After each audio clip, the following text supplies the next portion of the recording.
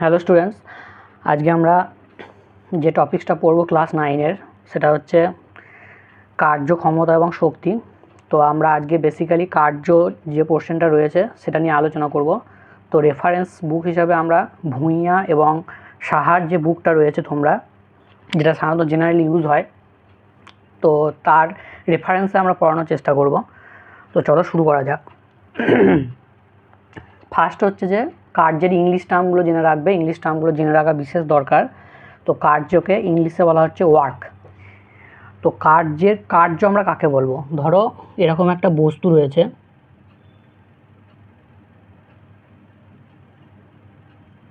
ঠিক আছে, এরকম একটা বস্তু রয়েছে। তো বস্তুটার উপর আমরা এরকম একটা বাইরে থেকে বল দিলাম। এবার বলটা ধরো এই বস্তুটাকে আমরা এরকম করে ঠেললাম, তাহলে ঠেললে বস্তুটা কী হবে? সামনের দিকে এগিয়ে যাবে। তাহলে বল দিলে আমরা দেখতে পাচ্ছি বলের অভিমুখে কিছুটা কী হচ্ছে? সরণ হচ্ছে। এই সরণটাকে আমরা এস দিয়ে লিখতে পারি। তাহলে বল দিলেই কিছুটা সরণ হবে। তো কার্যের যখন আমরা সংজ্ঞা বলবো, তাহলে কার্যের সংজ্ঞার এই ফর্মুলাটা তোমরা মনে রাখবে যে ডাব্লিউ সমান হচ্ছে এফ এস কস থিটা, ঠিক আছে। এইটা হচ্ছে অরিজিনাল ফর্মুলা, কিন্তু তোমাদের বুকে দেখবে এইটা লেখা আছে এফ এস। তার মানে কি, এখানে তোমাদের এফ এস এই কারণেই লেখা আছে, এফ এস এই কারণেই লেখা আছে যে সরণটাকে ধরে নেওয়া হচ্ছে যে বলের অভিমুখী হচ্ছে। সেক্ষেত্রে আমরা ডাব্লিউ সমান এফ এস লিখতে পারি, কেননা সেক্ষেত্রে বল এবং সরণের যে মধ্যবর্তী কোণটা, মানে বলটা আমরা এদিকে দিচ্ছি আবার সরণটাও এদিকে হচ্ছে, তাহলে দুটোই হচ্ছে যে সমান্তরাল বা একই লাইনে কাজ করছে, তাহলে অ্যাঙ্গেলটা সেক্ষেত্রে 0 হয়ে যায়, ঠিক আছে। সেই জন্য এই জিনিসটা আমরা এফ এস হিসাবে লিখি, কিন্তু উঁচু ক্লাসে উঠলে তোমাদের অরিজিনাল ফর্মুলাটা দেখবে এইটা ফর্মুলা। তো সেই সম্পর্কে বইয়ে একটু ধারণা তোমার দেওয়া রয়েছে, সেটা বলে দিই। যেমন ধরো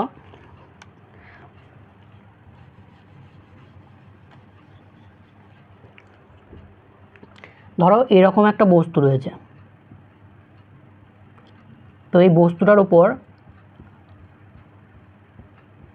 আমরা বলটা কি করলাম? বলটা এরকম করে দিলাম এবং বস্তুটা দেখা গেল যে বস্তুটার সরণটা হচ্ছে এই দিকে, তাহলে এইটা হচ্ছে সরণ, এটা হচ্ছে বল। তাহলে বলের অভিমুখটা তখন কোন দিকে? বলের অভিমুখটা হচ্ছে এই দিক বরাবর। তাহলে এদের মাঝের অ্যাঙ্গেল যেটা হচ্ছে থিটা, তাহলে বলের অভিমুখ হচ্ছে এটা এবং সরণ হচ্ছে যে এইটা, তাহলে বল এবং সরণের মধ্যবর্তী কোণ কত? থিটা। তো সেক্ষেত্রে আমরা ওয়ার্ক ডানটা কী বলবো বা কার্যটা কী বলবো? F S cos theta. বোঝা গেছে? বেশ, তাহলে কার্যের যখন সংজ্ঞা দেব তখন কি বলবো? কার্যের সংজ্ঞা হচ্ছে বলের অভিমুখে বস্তুর হচ্ছে যে সরণ, বলের অভিমুখে বস্তুর হচ্ছে সরণ, তাকে আমরা কার্য বলতে পারি। বেশ, এবার হচ্ছে যে কার্যের একক। কার্যের একক হচ্ছে একদম পরীক্ষার পারপাস থেকে পয়েন্ট টু পয়েন্ট পড়াচ্ছি, তো ক্লাসটা ভালো করে দেখো এবং ক্লাসটা নোট করে নাও, তাহলে তোমাদের খুবই সুবিধা হবে। তো হচ্ছে যে একক, একক আমরা সাধারণত দুটো পদ্ধতিতে লিখি। একটা হচ্ছে এসআই পদ্ধতিতে, যেখানে কার্যের একক হচ্ছে জুল, কার্যের একক হচ্ছে জুল, যেটাকে আমরা শর্ট ফর্মে জে, ক্যাপিটাল জে দিয়ে লিখি। আর সিজিএস পদ্ধতিতে হচ্ছে আর্গ, সিজিএস পদ্ধতিতে কি বললাম? আর্গ।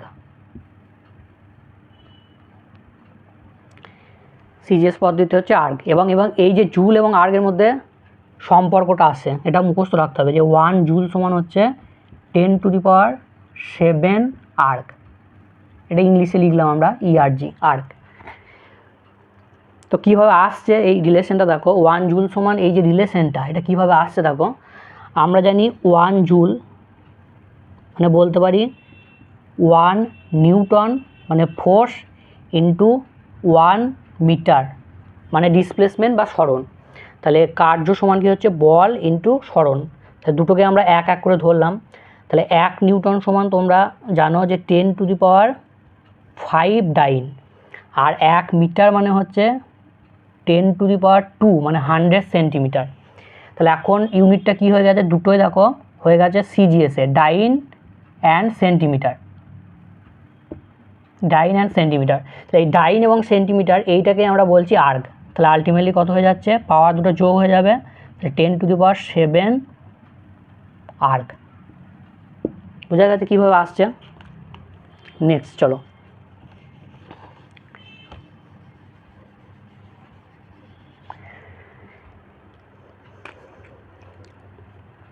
এবার হচ্ছে 1 জুলের সংজ্ঞা। 1 জুলের সংজ্ঞা খুব সহজ। 1 জুলের সংজ্ঞা আমরা কীভাবে দেবো, যে কোনো বস্তুর উপর যদি আমরা 1 নিউটন বল প্রয়োগ করি এবং বস্তুটার সরণ যদি বলের অভিমুখে 1 মিটার হয়, তাহলে তাকে আমরা কি বলবো, 1 জুল বলবো। তাহলে তোমাদের পরীক্ষায় দেখবে এরকম এমসিকিউ আসতে পারে যে 1 জুল কোনটার সঙ্গে সমতুল্য, দিয়ে এই অ্যান্সার যেটা থাকবে 1 নিউটন মিটার, এইটা হবে রাইট অ্যান্সার। এটা এমসিকিউ ফর্মেটে আসতে পারে যে 1 জুল সমান হচ্ছে 1 নিউটন মিটার, কারণ নিউটন হচ্ছে বলের একক এবং এটা হচ্ছে সরণের একক। তা আমরা আগেই পড়ে এলাম কার্য সমান হচ্ছে বল ইন্টু সরণ। বেশ,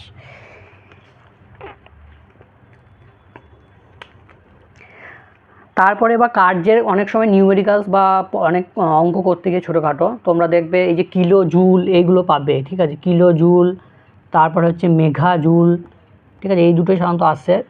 তো কিলো মানে আমরা জানি 10⁻³ আর মেঘা মানে হচ্ছে 10⁶, ঠিক আছে। এই ভ্যালু দুটো মনে রাখবে। মেঘার ক্ষেত্রে এমটা বড় হাতের হবে, আর ছোটো হাতে যদি এম থাকে তাহলে মিলি জুল, ঠিক আছে, সেটা হচ্ছে ছোটো ইউনিট, আর এগুলো হচ্ছে কার্যের বড় ইউনিট। এবার হচ্ছে কার্য দু রকম হতে পারে, একটা হচ্ছে বলের অভিমুখে কার্য বা বলের দ্বারা কার্য বলা হয়, আর একটা হচ্ছে বলের বিপক্ষে কার্য।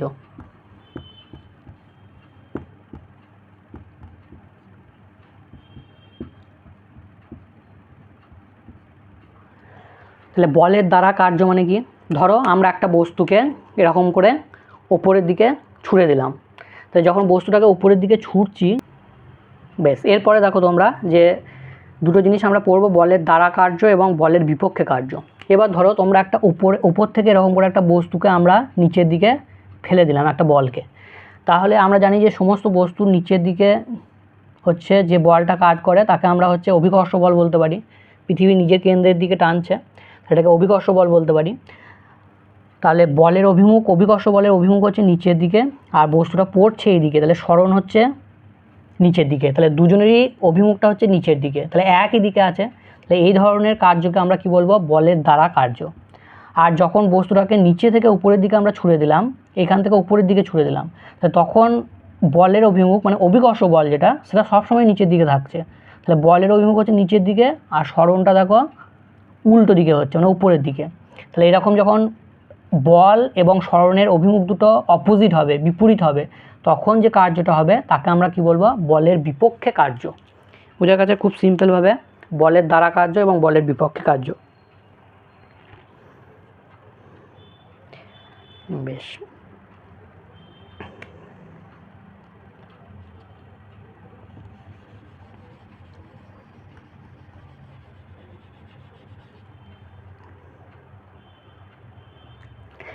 এরপরে দেখো যেটা আছে কার্যহীন বল, এটা খুব ইম্পর্টেন্ট টপিকস, এখান থেকে একটা করে কোশ্চেন তোমরা পেতেও পারো, খুব ইম্পর্টেন্ট টপিকস। কার্যহীন বল মানে নাম শুনে বুঝতে পারছো যে বলের দ্বারা কোনো কার্য হবে না।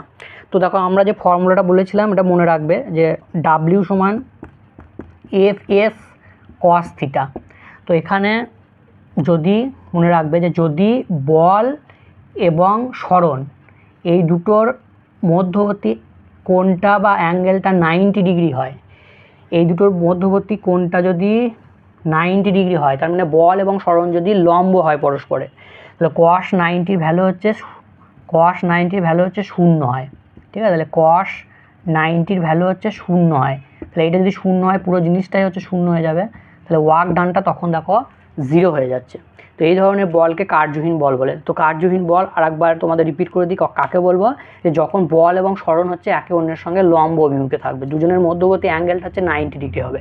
যেমন সাপোজ এক্সাম্পল ধরো একটা কুলি, একজন কুলি, যেটা খুব তোমাদের কমন এক্সাম্পল, যে একজন কুলি আছে, সেই কুলিটা ঠিক আছে, এরকম এরকম কুলি আছে, তো তার মাথার উপর একটা এরকম বস্তু রেখেছে। ঠিক আছে, তো সেই বস্তুটা নিচের দিকে আমরা জানি কী বল কাজ করবে, এক্ষুনি বললাম অভিকর্ষজ বল, অভিকর্ষ বল। তো অভিকর্ষ বল নিচের দিকে কাজ করছে এবং বস্তুটা হাঁটতে হাঁটতে এই দিকে এগিয়ে যাচ্ছে। তাহলে এইটা বলের অভিমুখ আর এইটা হচ্ছে তার সরণের অভিমুখ। তাহলে মধ্যবর্তী কোণটা কত? 90 ডিগ্রি। তাহলে এটা কি হবে? এটা অ্যাকচুয়ালি কার্যহীন বল, তার মানে এ কিন্তু কোনো কার্য করছে না। মনে থাকবে যে এ কিন্তু কোনো কার্য করছে না। এবার এখানে একটা ট্রিক, তোমাদের এতটা স্ট্যান্ডার্ড কোশ্চেন সাধারণত দেয় না, বাট জেনে রাখো, খুব ইম্পর্ট্যান্ট এটা। যে ধরো তোমাকে বললো যে একজন কুলি একটা বস্তু আছে, এই বস্তুটাকে নিচে থেকে উপরের দিকে তুললো, তাহলে সেটা কি কার্যহীন বল হবে? তো অ্যান্সার হচ্ছে না। কেন কার্যহীন হবে না? কারণ এই ক্ষেত্রে দেখো বলের অভিমুখ এই দিকে আর বস্তুটাকে নিচে থেকে উপরের দিকে তুলছে, তাহলে সরণের অভিমুখ এই দিকে, তাহলে একে অন্যের হচ্ছে যে বিপরীত, কিন্তু 90 ডিগ্রি নয় অ্যাঙ্গেলটা। আমি কি বলেছি? অ্যাঙ্গেল 90 ডিগ্রি হলে তবেই কিন্তু কার্যহীন বল হবে। তাহলে এখানে যেহেতু 90 ডিগ্রি হচ্ছে না, তাহলে সেক্ষেত্রে এটা কিন্তু কার্যহীন বল নয়। তাহলে বস্তুটাকে নিচে থেকে উপরে শুধু তুললে তাহলে সেক্ষেত্রে কার্যহীন বল হবে না, কিন্তু বস্তুটাকে মাথায় নিয়ে যদি সামনের দিকে হাঁটতে থাকে তাহলে সেক্ষেত্রে কিন্তু কার্যহীন বল হবে। তো এই কোশ্চেনটা আইসিএসসিতে এসেছিলো, তো ডাব্লিউবি বা ওয়েস্ট বেঙ্গল বোর্ডে তোমাদের আশা করি এই ধরনের কোশ্চেন এতটা স্ট্যান্ডার্ড আসবে না। বেশ, চলো তারপরে কি আছে। আচ্ছা, তারপরে যেটা আছে যে কিছু আচ্ছা, কার্যহীন বলার আর একটা ভালো এক্সাম্পল তোমাদেরকে বলি। যে ধরো এরকম একটা সান আছে, ঠিক আছে, তো সানের চারিদিকে আমরা জানি যে, সরি ছবিটা একটু বেঁকে গেল, ঠিক আছে, এই ধরো সান রয়েছে, ঠিক আছে, এই সানের চারিদিকে আমরা জানি যে পৃথিবী হচ্ছে ঘুরছে। তো এদের মাঝে কী বল কাজ করছে? সেটা হচ্ছে মহাকর্ষ বল। মহাকর্ষ বল। বেশ, আর এক্ষেত্রে তাহলে বলের অভিমুখটা কোন দিকে? এই দিক বরাবর হচ্ছে। এবার দেখো সরণের অভিমুখ। সরণের অভিমুখ হচ্ছে যে কোনো একটা পয়েন্টে যদি বার করতে হয় তাহলে সেখান থেকে আমাদের সেই পয়েন্টের উপর একটা স্পর্শক বা ট্যানজেন্ট টানবো। তো স্পর্শক বা ট্যানজেন্ট টানার নিয়ম হচ্ছে এরকম, ঠিক আছে। এই পয়েন্টে যদি বলে তাহলে কী হবে? এরকম। এই পয়েন্টে যদি বলে কীরকম হবে? এরকম। বস্তুটা অবশ্যই এই দিকে ঘুরছে, ঠিক আছে। তাহলে এদের মধ্যবর্তী অ্যাঙ্গেলটা কত? 90 ডিগ্রি। তাহলে এটাও কিন্তু একটা কার্যহীন বলের উদাহরণ। তারপরে ধরো নিউক্লিয়াস, আমরা পড়েছি যে নিউক্লিয়াসের চারিদিকে ইলেকট্রনগুলো ঘুরছে। তাহলে এটাও দেখো এদের মধ্যে মাঝে কি ফোর্স রয়েছে? ইলেকট্রোস্ট্যাটিক বা স্থির তড়িৎাকর্ষণ বল, এবং সরণের অভিমুখ হচ্ছে যে এইদিকে, তাহলে এটাও 90 ডিগ্রি। তাহলে এটাও কিন্তু একটা কার্যহীন বলের উদাহরণ। তো যে তিনটে উদাহরণ তোমাদেরকে বললাম, কুলি, মহাকর্ষ বল এবং স্থির তড়িৎাকর্ষণ বলের, এই তিনটে অতি অবশ্যই মনে রাখবে। বেশ, এবার আমাদের এই যে ফর্মুলা ডাব্লিউ সমান এফ এস, এই ফর্মুলাটার উপর অরিজিনাল ফর্মুলাটা অবশ্যই কস থিটা, কিন্তু তোমাদের এটাতেই কাজ চলে যাবে। এফ এস, ডাব্লিউ সমান হচ্ছে এফ এস, এই ফর্মুলাটাই হচ্ছে কিছু নিউমেরিক্যালস করতে হবে। যেমন ধরো তোমাদের একটা নিউমেরিক্যালস দিচ্ছি, একটা করিয়ে দিচ্ছি, আর তোমাদেরকে একটা দেবো যেটা তোমরা কমেন্টে অ্যান্সার লিখে জানাবে। ধরো বললো যে 100 গ্রাম ভরের একটি বস্তুর উপর 5 নিউটন বল প্রয়োগ করার ফলে বলের অভিমুখে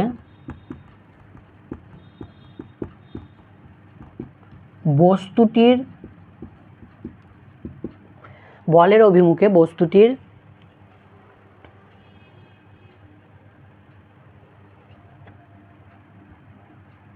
2 মিটার সরণ হয়, তাহলে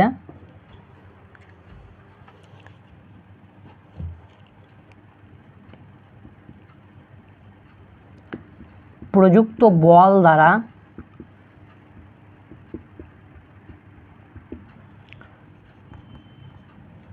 কৃতকার্য কত। তো এখানে খেয়াল রাখবে যে কোন বল দ্বারা বলছে। এই যে একটা বস্তু রয়েছে দেখো 100 গ্রাম ভরের বলেছে, তাহলে এই বস্তুটার এই যে 100 গ্রাম ভরের বস্তুটা রয়েছে, এই বস্তুটার উপর এই যে নিচের দিকে একটা কাজ সরি উপর না, এটা নিচের দিকে যে অভিকর্ষ বল কাজ করছে সেটা কিন্তু চাইনি। এখানে বলেছে যে বস্তুর উপর আমরা যে বাইরে থেকে বলটা প্রযুক্ত করছি যেটা হচ্ছে 5 নিউটন, তার দ্বারা কৃতকার্য চেয়েছে। তাহলে এখানে আমার ফর্মুলা কী হয়ে যাবে, এফ এস এবং বলের অভিমুখে বলেছে, তাহলে এই দুটো হচ্ছে মাঝের অ্যাঙ্গেল 0 ডিগ্রি, তাই 0 ডিগ্রি হওয়ার জন্য আমরা এফ এস লিখতে পারি। তোমাদের এফ এসে আসবে কস থিটা টার্ম, অত মাথায় রাখতে হবে না, তোমাদের কস থিটা আসবে না, শুধু ওই কার্যহীন বলে যেখানটা বললাম ওখানে অ্যাঙ্গেলটা জাস্ট মনে রাখবে, তোমাদের এই ফর্মুলাতেই কাজ চলে যাবে। তো হচ্ছে যে ডাব্লিউ সমান হচ্ছে এফ এস, তো এখানে প্রযুক্ত বলটা কত 5 নিউটন আর সরণটা তোমার কত হয়েছে 2, তাই এইদিকে লিখে নেবে বলটা হচ্ছে আমার 5 নিউটন আর সরণ এসটা হচ্ছে 2 মিটার। এবার জাস্ট ভ্যালুগুলো এখানে বসিয়ে দাও, তাহলে হয়ে যাচ্ছে 10 জুল। তাহলে এক্ষেত্রে প্রযুক্ত বল দ্বারা কৃতকার্য কত হয়ে যাবে 10 জুল। বোঝা গেছে? তাহলে কোন বলটা বলছে সেটা কিন্তু মাথায় রাখতে হবে ভালো করে। বেশ, আর একটা জিনিস বলে রাখি যে কার্য হচ্ছে একটা স্কেলার রাশি। স্কেলার রাশি কাদেরকে বলে, যাদের হচ্ছে শুধু মান আছে কিন্তু কোনো অভিমুখ নেই, তাহলে কার্য হচ্ছে একটা স্কেলার রাশি। আর বল কী রাশি, বল হচ্ছে ভেক্টর রাশি, বল হচ্ছে ভেক্টর রাশি। আর হচ্ছে তোমার সরণটা কী রাশি, সরণটাও হচ্ছে ভেক্টর রাশি। যে পয়েন্টগুলো বলছি এগুলো হচ্ছে অবশ্যই নোট করবে, কি টু মানে পয়েন্ট টু পয়েন্ট তোমাদের কোশ্চেন আসবে, ঠিক আছে? এরপরে আমি কোশ্চেন আনসার প্র্যাকটিস করাবো, তখন দেখবে। আচ্ছা, তোমাদের একটা হোমওয়ার্ক দিচ্ছি, এটা কমেন্ট বক্সে লিখে সবাই জানাবে এবং নেক্সট ক্লাস পরের দিন তোমাদের হবে। তো চলো, কোশ্চেনটা হচ্ছে একটি বস্তুর উপর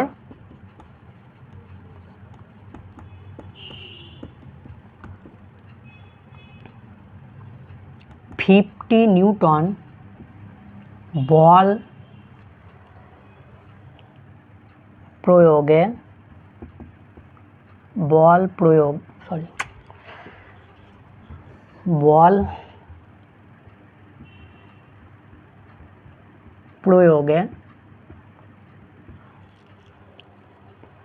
বস্তুটির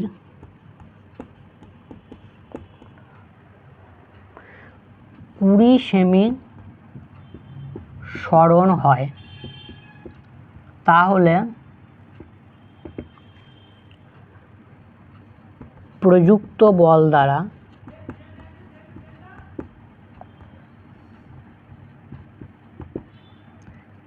কৃতকার্যের মান কত?